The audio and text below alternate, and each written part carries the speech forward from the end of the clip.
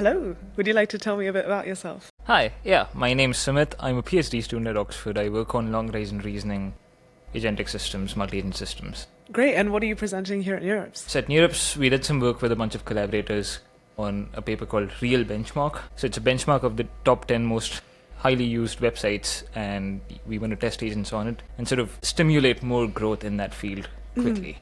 What's an example of one of those websites? So say some shopping website or food ordering or getting a cab or booking a flight.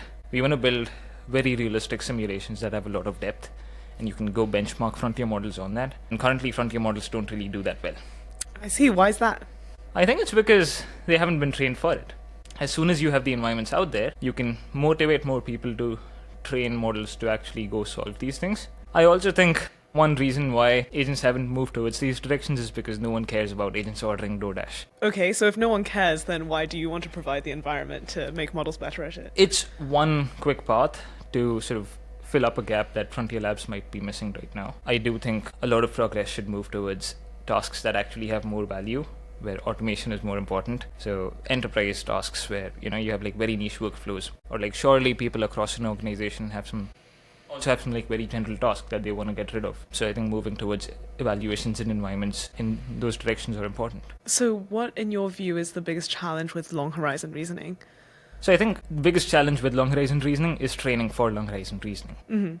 To train for long horizon reasoning, you need the right environments that have enough depth. My broader problem is with environment scaling, where people are purchasing synthetic environments and using those to train models. I don't think that makes a lot of sense, because you can expand your breadth quickly, and it seems like something that a lot of people are racing towards at frontier labs, where if one company does it, surely the models improve, but they don't improve with any sort of step jump capabilities. But if one person does it, the other person has to do it, and this sort of leads to a lot of saturation in a very particular direction. I think this happened a lot with pre-training, buying up a lot of GPUs for that. It's happening with synthetic environment scaling. The problem is, we're not going for the data that's actually being generated. Every single day, you and I and every worker in the world generates a lot of data that is thrown away as soon as the task is done. And if you come tomorrow, you're not going to get the data that was generated today. So as soon as you start missing out on those environments, and you think synthetic environments will bridge the gap and give you enough depth where an agent can perform for 24 hours straight on a synthetic environment, that's going to lead to a lot of bottlenecks in the field. What long horizon task are you most excited about solving? I think every single day there's a lot of boring tasks that we would like to do. There's a lot of tasks that we'd like to just get rid of, and it's not like these are just single step things. So for me, long horizon tasks are something that would take 2 to 3 hours right now. I think that's reasonably long horizon for current agents. I don't think coding is the only domain that is ripe for automation. I think there's several other jobs.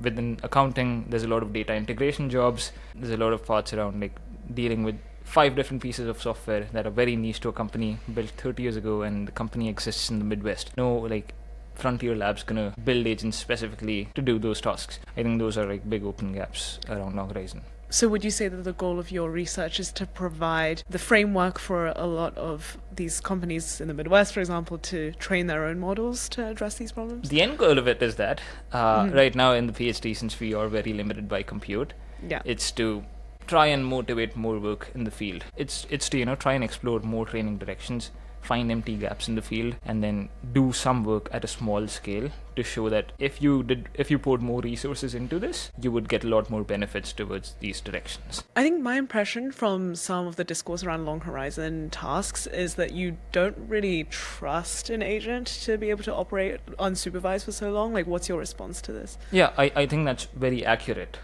If you have way too many steps, you can often have compounding errors. But then compounding errors are not a real bottleneck. People thought compounding errors would be a bottleneck even for LLMs that generate one token after another. But then as soon as you train for some reasoning like behaviors, you can easily see self-correction emerge with good RL training. I think the same amount of reliability will get built into long horizon tasks once trained with the right environments.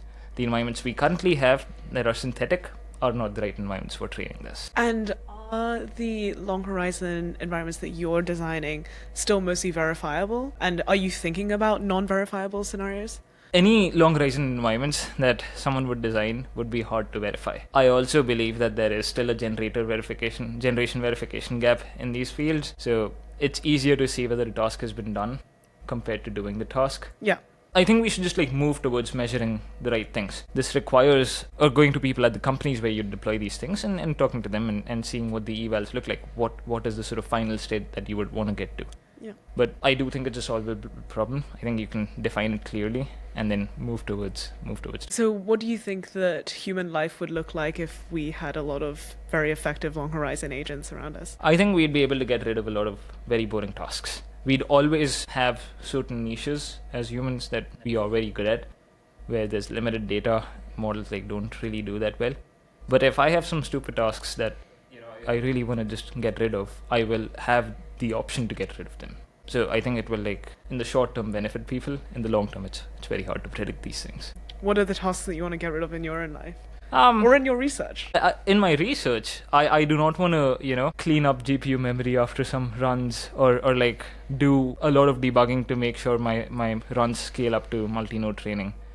So what I would like to focus more on is thinking, reading papers, talking to people, less so around just debugging for hours and hours straight. If I could get help there, that would be very beneficial. But then for a company to help me there, they can't build a synthetic environment where, somehow they'll get data from several PhD students who are using their models for debugging.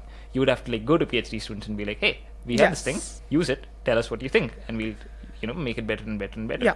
I think the cursor model for doing this with programmers is amazing. I think we'll see a lot more companies in that direction, not just towards coding, but cursor for something else. That makes a lot of sense. Maybe a more philosophical question then is as a PhD student yourself, maybe do you feel that sometimes those menial tasks like debugging your memory can help you think at a more granular level about your research? You're talking about having more time to think at a high level, but maybe is there some argument that we need to do these grunt tasks to gain more expertise? I think it's very good to have the optionality to do these grunt tasks. If I at any point feel like it will be useful for me to do it, I should be able to do it. I do think since a lot of progress, who's going to write code to anyone who uses Claude to write code right now probably does not feel like writing code by hand anymore. So I do think even though people have the optionality, there's just pressure to use these tools all the time, and maybe you lose out on some fundamental knowledge you would have gained if you just spent more time debugging.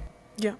So there should be better systems in place that still keep humans in the loop, even if the task is extremely boring. I do think though that there's tasks where you just have no benefits from doing those. A good example is if I could get a self-driving car that could just do everything for me, I really do not want to drive. So surely there's similar tasks that exist on a computer too.